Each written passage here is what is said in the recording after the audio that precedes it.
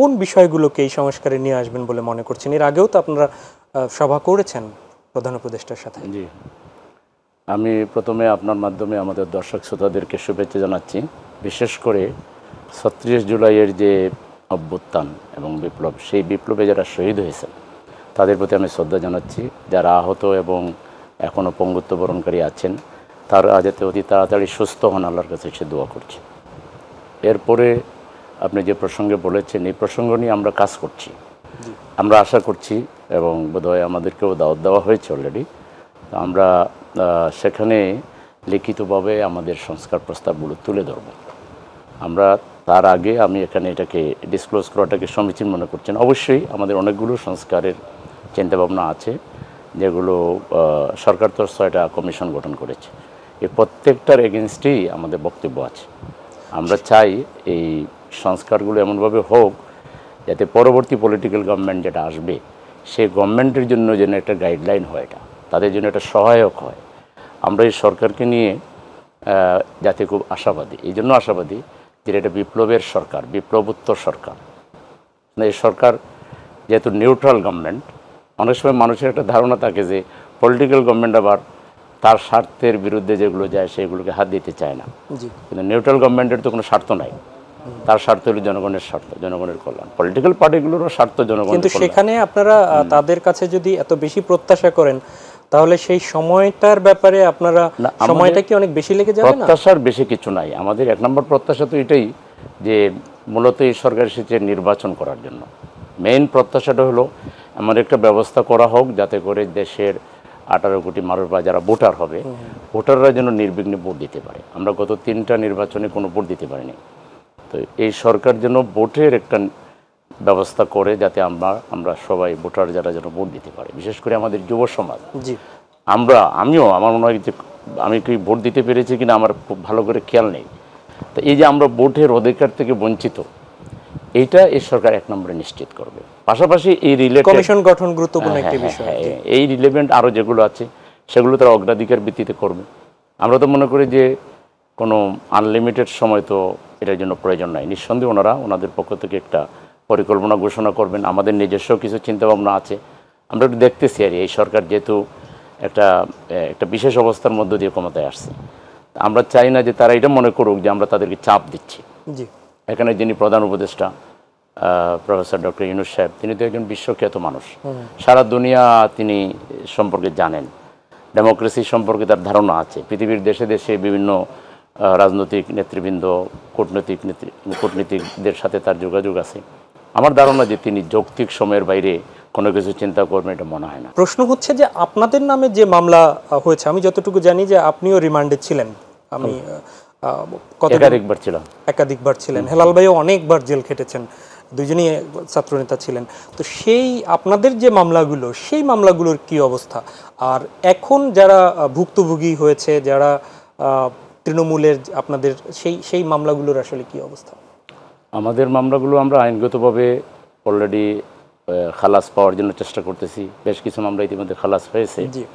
আর আমরা তো আশা করি এই সরকার এটা আইন মন্ত্রণালয় থেকে বোধহয় অলরেডি এই নির্দেশিকা নিম্ন আদালতে অলরেডি গেছে আর যে এই গভর্নমেন্টের 2008 থেকে শুরু করে 2009 থেকে শুরু করে এই 5ই আগস্ট পর্যন্ত যে মামলাগুলো হয়েছে এটা অবৈধ সরকারের মামলা।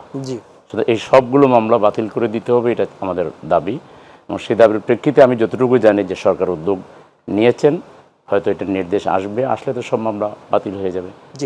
মামলা বিভিন্নভাবে এখন এই ছাত্র গণ অভ্যুত্থানের বিরোধিতা করেছে এরকম বিভিন্ন জনের নামে, ব্যক্তি বা প্রতিষ্ঠানের নামে হচ্ছে। সেক্ষেত্রে আমি যেটি হেলাল ভাইয়ের কাছ থেকেও জানতে চেয়েছি যে আমাদের কাছ থেকে বিভিন্ন সময় এরকম কিন্তু বিভিন্ন মাধ্যমে তথ্য আসছে যে এটি নিয়েও একটা বাণিজ্যের আইনশৃঙ্খলা বাহিনী করছে, এরকম একটি বিষয় চলে আসছে। তো সেইগুলো নিশ্চিত করা যে অপরাধীকেই যেন আইনের আওতায় আনা হয়, এভাবে বাণিজ্যের কোনো ফাঁকফোকরে আবার যেন না যায়, সেটির ব্যাপারে আপনারা কি কোনো খেয়াল করছেন কিনা বা মনিটরিং আছে কিনা? আপনি সঠিক কথাই বলেছেন। এখানে পতিত স্বৈরাচারের দোসর আইনশৃঙ্খলা বাহিনী, তাদের এই রাষ্ট্রের বিভিন্ন জায়গায় তাদের যে লোকগুলো আছে তারা যেমন আছে, আবার কোনো মানে কি বলে কোনো দল না বা কোনো হয়তো দলের পরিচয় নিয়েও করতেছে, দলের পরিচয়ের বাইরেও কিছু লোক এইভাবে কিছু চাঁদাবাজি করতেছে, কিংবা এই যে যার নামে মামলা দেওয়ার কথা না এরকম নিরপরাধ লোকের নামেও মামলা দিয়ে দিচ্ছে। এটাও আমরা শুনতেছি এবং কিছুটা আমরা দেখতেছি আর কি। তো এই অবস্থায় আমাদের সুস্পষ্ট বক্তব্য যে এই আন্দোলন ছিল বৈষম্যের বিরুদ্ধে। তো একজন যদি নিরপরাধ হয়, সে যেই হোক, নিরপরাধ ব্যক্তির বিরুদ্ধে তো মামলা হইতে পারে না। তো এটা তো আরেকটা ইনজাস্টিস হবে। তো সুতরাং আমরা এটার বিরুদ্ধে সোচ্চার। আমরা যদি কোথাও এটা দেখতে মানে আমাদের নজরে আসে, আমরা তখন এটার বিরুদ্ধে কথা বলতেছি, বা এটার ব্যাপারে যাতে এই লোক যাতে নিরাপদ লোকটা যাতে পায়, রিলিজ পায়, সে যাতে কোনো অসুবিধার সম্মুখীন না হয়, এই ব্যাপারে তো আমার মনে হয় সকল দলের উচিত এবং বর্তমান সরকারের উচিত যে কোনো নিরপরাধ লোক যেন কোনো মামলার শিকার না হয়। অবশ্যই কোনো অপরাধীকে ছাড় দেওয়া যাবে না। আমাদের কাছে দর্শকদের অনেক সময় আসে যে একটা প্রেক্ষাপটে শাহবাগে গণজাগরণ মঞ্চ হয়েছিল, তখন বিভিন্ন প্রতিষ্ঠানে গণজাগরণ মঞ্চে হয়তো কতে তুই রাজাকার এরকম কোনো একটু উল্লেখ করবে, ওই প্রতিষ্ঠানের নাম যাতে না বলে, সেরকম একটা চাঁদাবাজি হয়েছিল, যে আমার নাম বইল না, চাঁদাবাজি হয়েছিল।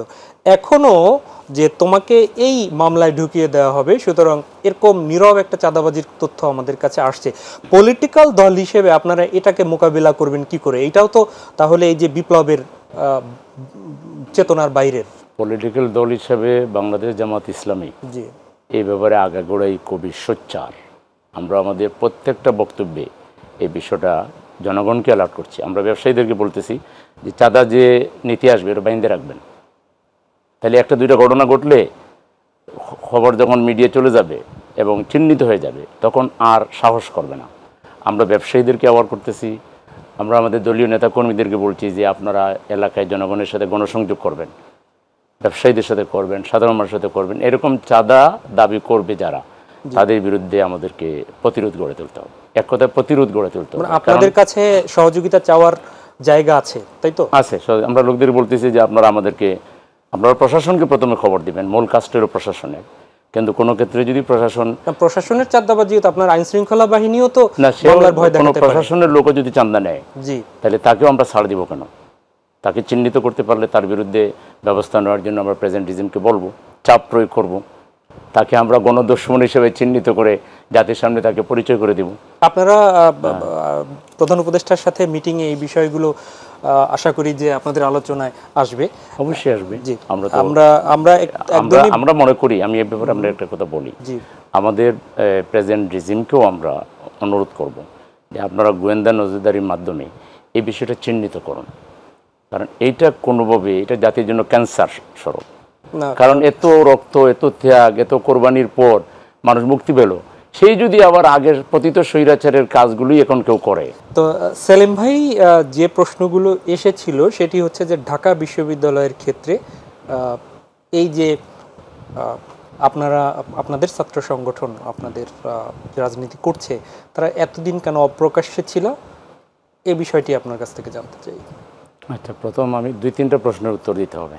প্রথম হলো জামাত ইসলামী একটা ট্রান্সপারেন্ট অর্গানাইজেশন। জামাত ইসলামের কোনো কাজ গোপন নাই।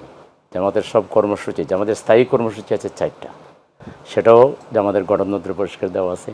জামাত যে রাজনীতি করতেছে বাংলাদেশে, জামাতের রাজনীতির মূল কথা হচ্ছে আমরা এই বাংলাদেশটাকে এমন একটা বাংলাদেশ করতে চাই যেটা হবে একটা কল্যাণ রাষ্ট্র, এবং আমরা সেই কল্যাণ রাষ্ট্র করতে চাই মূলত আল্লাহর দিয়ে যে বিধিবিধান আছে। একজন মুসলমান হিসেবে আমাদের সবার জানার কথা যে আল্লাহ আমাদের জন্য বিধান দিয়ে দিয়েছে।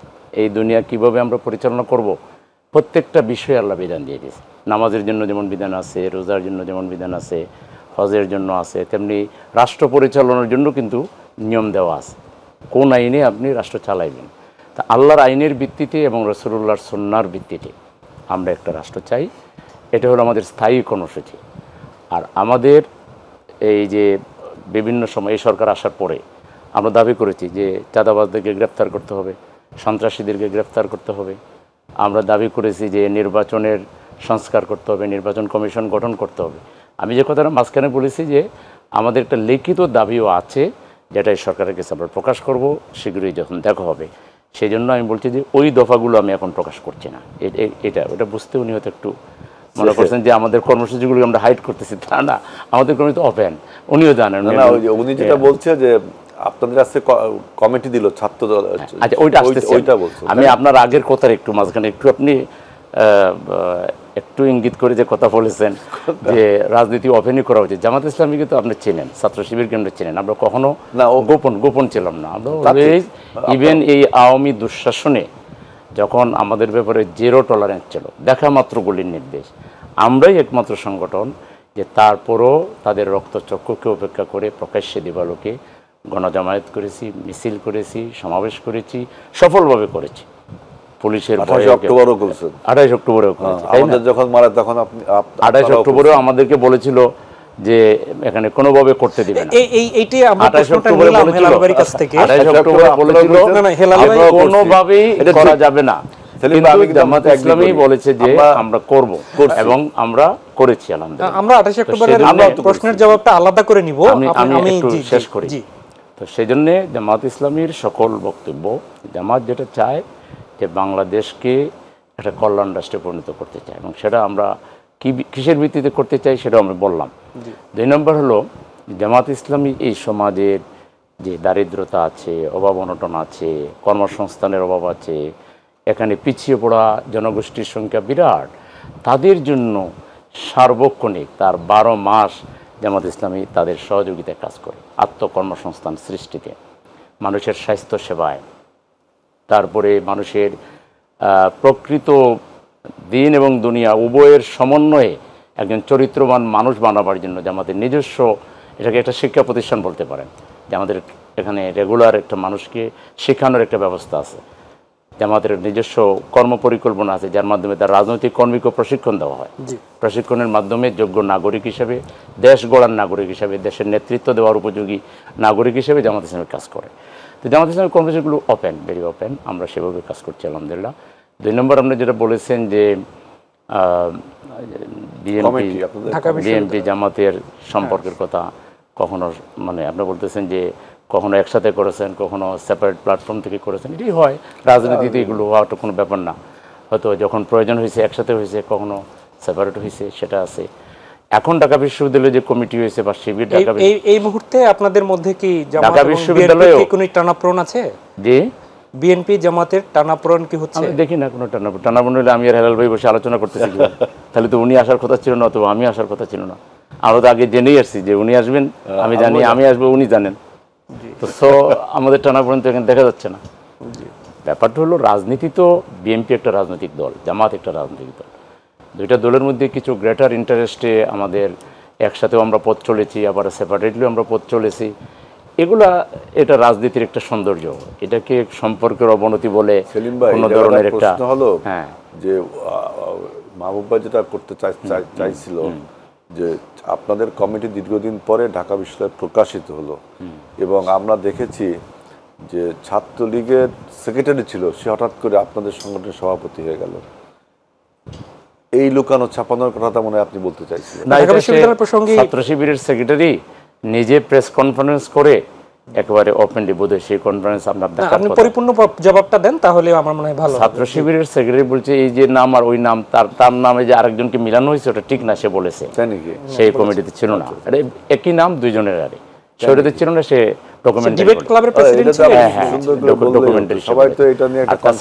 ঢাকা বিশ্ববিদ্যালয়ের শিবির সব সময় ছিল, এমন কোনো সময় ছিল না, এমন কোনো দিন ছিল না যে ওই দিন ঢাকা বিশ্ববিদ্যালয়ের শিবির ছিল না। শিবির বাংলাদেশের রাজনীতিতে সংঘাত হোক, সংঘর্ষ হোক, এই শুধু বিশ্ববিদ্যালয়ে একটা কমিটি দেয়া নিয়ে অথবা একটু ওপেন রাজনীতি করা নিয়ে ওখানে একটা গণ্ডগোল বাধক, শিবির সবসময় এটাকে অ্যাভয়েড করে আসছে। আমরা যখন একসাথে, আমরা বিএনপি যৌথ জোট সরকার ছিল, তখন আমরা ঢাকা বিশ্ববিদ্যালয়ে মিছিল করার চেষ্টা করিনি, কিন্তু আমরা ছিলাম। কিন্তু আমাদের উপরে যখন কোনো আঘাত এসেছে, যেমন 2005 সালে হঠাৎ করে বাম ছাত্র সংগঠন মিলে আমাদের উপরে একটা অ্যাটাক করে দিল, সেই অ্যাটাকের সময় আমরা তাৎক্ষণিকভাবে এটা প্রতিবাদ করেছি, ঢাকা বিশ্ববিদ্যালয়ে মিছিল করেছি। মিছিল করে আমরা সেই মুক্তাঙ্গন দিয়ে এসে প্রেস ক্লাবে আমরা প্রেস কনফারেন্স করেছি এবং পরিষ্কার বলেছি যে শিবিরের উপর অন্যায়ভাবে হামলা করা হয়েছে, শিবিরের ঢাকা বিশ্ববিদ্যালয়ের সাবেক সভাপতির উপর আক্রমণ করা হয়েছে। তো সে শিবির ঢাকা বিশ্ববিদ্যালয় নাই, এটা বোধহয় উনি একজন এটা ধরে ছাত্র নাই তা বলেনি, বলেছে ছিল।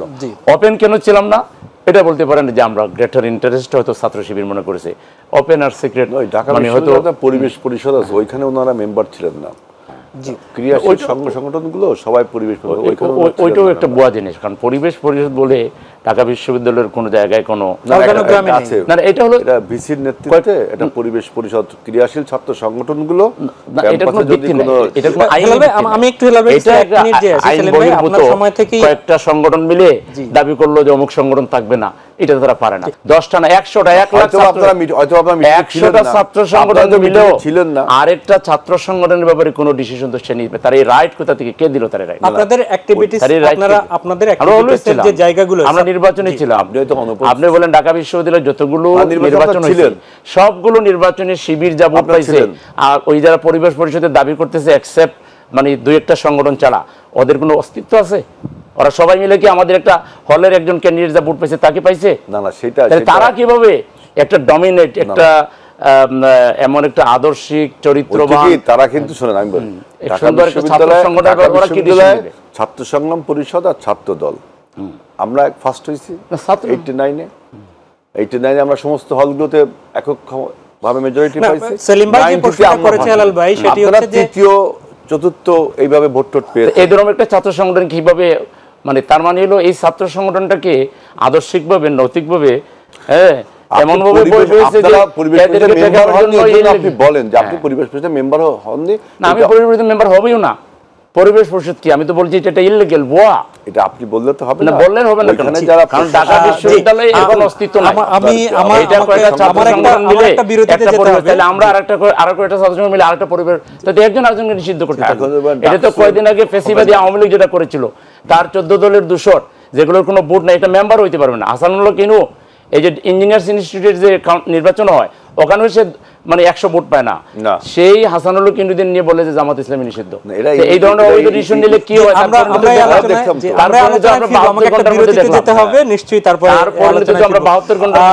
আমরা ফিরছি জামাতের নির্বাহী পরিষদ সদস্য, ঢাকা মহানগর উত্তরের সভাপতি আপনার কাছে। আপনার আগের বিরতির আগের কিছু কথা বাকি ছিল, একদমই খুব ছোট করে বলবেন। ছোট করে বলবো।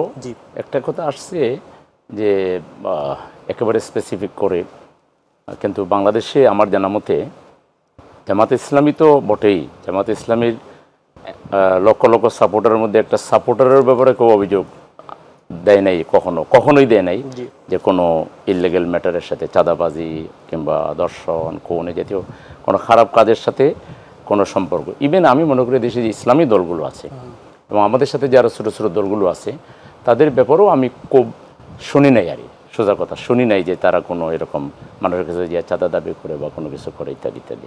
তো সেই জন্য আমি মনে করি চাঁদাবাজি যারা করে এদেরকে আমি কোনো দলের বিবেচনা করতে চাই না, এগুলো সব দলের শত্রু। সে কোনো দলের যদি পরিচয় দিয়েও থাকে আমি মনে করি সেই দলেরও সে আসলে শত্রু। তো সুতরাং একমাত্র বলার কোনো সুযোগ নেই। বিশেষ করে আমি তো জামাত ইসলামের কথা বলবোই, এর সাথে সাথে আমি অন্যান্য ইসলামী দলগুলোর কথাও বলবো যে তাদেরও লোকেরা কোনো চাঁদাবাজি করে আমাদের সেরকম। ধন্যবাদ সেলিম ভাই। জনগণের সাপোর্ট এবং পরিসংখ্যান বলছে বিএনপি আগানো, ইসলামী দলগুলোর সাথে আপনারা ঐক্য করছেন কি তাহলে পরবর্তী নির্বাচনে বিরোধী দল হওয়ার জন্য? পরিসংখ্যান বলতে কি, মানে পরিসংখ্যান তো বহু ধরনের আসছে। এখানে পরিসংখ্যান একবার এক দলকে আগাচ্ছে, আরেকবার আরেক দলকে আগাচ্ছে, এটা চলতেই থাকবে। এটা সামনে ওই পূর্বের পরিসংখ্যান কিংবা এই মুহূর্তের পরিসংখ্যান পরবর্তীতে ঠিক থাকবে এটাও মনে করার কোনো কারণ নেই। এগুলো অনেক চেঞ্জ হয়েছে। পৃথিবীতে এমন আছে যে মাত্র দল গঠন হয়েছে, আপনি এই ফ্রান্সের এখন যে ম্যাক্রো সরকার, এটা এর আগে কোনো দলই ছিল না, ব্যাংকার ছিল উনি, ওখান থেকে এসে দল গঠন করে উনি ক্ষমতায় চলে আসছে। পৃথিবীতে বহু প্রমাণ আছে। আর জামাত ইসলামী বা ইসলামী দলগুলো বা এদেশে প্রতিষ্ঠিত অন্যান্য রাজনৈতিক দলগুলো তো আগে থেকেই কিছুটা মানে যথেষ্ট পপুলারিটি আছে, তাই না? এটা আমি মনে করি না যে এখনই কোনো মেজার করার বিষয়। এটা সময় আসবে, জনগণ সবার রাজনীতি দেখবে, কথা শুনবে, বক্তব্য শুনবে, সময় ঠিক করে দিবে যে কে কোন পজিশনে যাবে। আমরা তো অগ্রিমিটার। আমি একটা কথা বলি যে আমাদের দর্শকরা একটা প্রশ্ন করেছে, হেলাল ভাই যেটা বলেছেন যে কোনো মানুষই বলে উঠবে না, এটা আমারও কনসেপ্ট, এটাই এটা আমাদেরও কনসেপ্ট। কিন্তু আমি একটা স্পেসিফিক ব্যাপারে বলেছি, চাঁদাবাজি, টেন্ডারবাজি এই জাতীয় কাজে জামাত ইসলামের লোকেরা কোনোভাবেই জড়িত নয়, এটা বোঝানো যায়। আরেকটা কথা আমি পিছনে একটু শেষ করে যাই, মাহমুদুর রহমান ভাইয়ের কথাটা এসেছিল উনি ফেসিবাদের বিরুদ্ধে কিন্তু সবচেয়ে যারা অগ্রণী ভূমিকা পালন করেছেন তার মধ্যে অন্যতম তিনি। এই মানুষটাকে জেলে পাঠানো হলো, এটা খুব দুঃখজনক। কিন্তু সেলিম ভাই দুই চারটা কথা কিন্তু বলা যেতে পারে। আমি মনে করি কোন কোন জায়গা আপনার আমি মনে করি একটু শেষ করি। আমি মাহমুদ ভাইয়ের দ্রুত মুক্তি কামনা করছি। দ্রুত মুক্তি দেওয়ার ব্যবস্থা আমাদের আইন মন্ত্রণালয় এবং অ্যাটর্নি জেনারেল সাহেব এটা উদ্যোগ নেবেন, যাতে মাহমুদ ভাই আর 1 ঘন্টা বেশিও জানে জেলে না থাকে, তাকে অবিলম্বে ছেড়ে দিতে হবে। আমাদের দর্শক প্রশ্ন করেছেন বিভিন্ন রাজনৈতিক দলের যুব সংগঠন আছে, জামাতের যুব সংগঠন নেই, তাহলে কি যুবকরা জামাত করে না? না, আমাদের যুব সংগঠন, আমাদের এটা ঠিক ওরকম যুব সংগঠন না হইলো এটাকে আমরা যুব বিভাগ বলি। যুব শিবির আছে না? যুব শিবির নাই, যুব বিভাগ আছে। যুব শিবির ছিল, আমি বিভাগ বলতে আপনাদের ছাত্র দল আছে, যুব দল আছে, ওদের একটা যুব শিবির আছে। কিন্তু আমাদের যুব শিবির নাই, আমাদের যুব শিবির ছিল ভাই। এটা ছিল না, আমাদের দর্শকদের জন্য আপনি ক্লিয়ার করেন। আমি দর্শকদের ক্লিয়ার করতেছি যে আমাদের যুবকদের কাজ করার হিউজ এখানে বিভিন্ন স্বেচ্ছাসেবী অর্গানাইজেশন আছে, সেই অর্গানাইজেশনের মাধ্যমে যুবকদেরকে আমরা অর্গানাইজ করি। তার মধ্যে যুব বিভাগ নামে, যেন আমাদের ঢাকা সিটিতে যুব বিভাগ আছে, এবং এটাতে হাজার হাজার আপনারা দল যুব দল যেমন আছে, যুব লীগ নামে আগে ছিল, আপনারা কেন যুব সংগঠন লুকাচ্ছেন না ভাই? যুব শিবির নামে কিছু না। আমি নিজে ঢাকা বিশ্ববিদ্যালয়ের ছাত্র শিবির, যুব শিবির, একই আন্দোলনের দুটি পদ, ওনাদের নেই, একই আন্দোলনের দুটি পদ। আমরা একটু জবাবটা নেই, যে হেলাল ভাই জবাবটা নেই, না হলে দর্শক বঞ্চিত হবে। আমার ফজলুল যুব শিবিরের আমার জানার মতে যুব শিবির নামে কোনো কিছু না। আপনারা যুব সংগঠন করার কোনো পরিকল্পনা আছে কিনা এবং করছেন না? আমাদের যুব শাখা আছে, আমাদের যুব ইউনিট আছে, এটাকে আমরা এক শাখার এক এক দলে এই অবকাঠামোগুলো সিস্টেমগুলোতে একটু ভিন্ন ভিন্ন। যেমন আমাদের এখানে শ্রমিক বিভাগ আছে, কিন্তু আমাদের এখানে যুব বিভাগ আছে, প্রত্যেকটা বিভাগই আছে। যুব শিবিরটা কি? যুব শিবিরটা অন্য অন্য কারো হইতে পারে, এটা শিবিরের কিছু না। ওকে, আপনাদের থাকে না একটু ভালো জিনিসের নকলতা। 1 মিনিটের মধ্যে একটু প্রশ্নের উত্তর যুব শিবির নামে আমাদের সংগঠনের রিকগনাইজ কোন অর্গানাইজেশন আমি জানি না ঠিক, আমার মনে হয় সময় একদম শেষের দিকে। আমাদের এখানে যুবকদের কাজ করার হিউজ অপরচুনিটিস আছে, আমাদের বিভিন্ন সাইড অর্গানাইজেশন আছে। হ্যাঁ, সেই সাইড অর্গানাইজেশনের মাধ্যমে যুবকদেরকে আমরা ইনভাইট করি। বিভিন্ন ক্লাব আছে, ক্রীড়া সংগঠন আছে, যুব বিভাগ আছে, ব্লাডের বিভিন্ন ব্লাড রিলেটেড বিভিন্ন সংগঠন আছে। এই সংগঠনের মাধ্যমে মূলত আমরা যুবকদেরকে আমাদেরকে একদম। হেলাল ভাই শেষ কথা দর্শকের জন্য 30 সেকেন্ডের মধ্যে যদি বলেন তাহলে। দেখেন, আমাদের সকলেরই একটা লক্ষ্য, জামাত ইসলামী বলেন, অন্যান্য বাম সংগঠন বলেন, ফাসিবাদ বিরোধী সমস্ত সংগঠন, তাদের আমাদের একটাই লক্ষ্য, বাংলাদেশে যেন সমস্ত মানুষ ভোটের অধিকার পায়। যেই ভোট থেকে আমরা গত 17 বছর বঞ্চিত ছিলাম এবং একটা গণতন্ত্র থেকে বঞ্চিত ছিলাম, সেই গণতন্ত্র এবং আপনার ভোটের অধিকার প্রতিষ্ঠার জন্য আমাদের সবাই লক্ষ্য একটাই। আমাদের মধ্যে এই নিয়ে কোনো বিভেদ নেই, আমরা সবাই লক্ষ্য একটাই, একটা সুষ্ঠু নির্বাচন, একটি নিরপেক্ষ নির্বাচন, এবং এই ধারা যেন পরবর্তী বাংলাদেশে চালু থাকে, বারবার যেন আপনার অনেক ধন্যবাদ। ঠিক 30 সেকেন্ডের জন্য আমিও তাই মনে করি, বাংলাদেশে ফ্যাসিবাদ যাতে আর কোনোভাবে ফিরে আসতে না পারে, পতিত স্বৈরাচার যেন কোনোভাবে আর ফিরে আসতে না পারে, তার জন্য রাজনৈতিক দলগুলোকে সচেতন থাকতে হবে, গ্রেটার ঐক্য আমাদের ধরে রাখতে হবে, গোটা জাতির মধ্যে আমাদের ঐক্য রাখতে হবে, এবং একটা সুষ্ঠু নির্বাচন দিতে হবে, যেখানে আমাদের যুব সমাজ সবাই মনের মাধুরী নিয়ে, মনের আনন্দ নিয়ে তারা যেন ভোট দিতে পারে, সেই ধরনের একটা ব্যবস্থা করতে হবে। অনেক ধন্যবাদ জনাব সনিবউদ্দিন এবং অসংখ্য ধন্যবাদ আজিজুল বারী হেলাল, আপনাদের দুজনকে।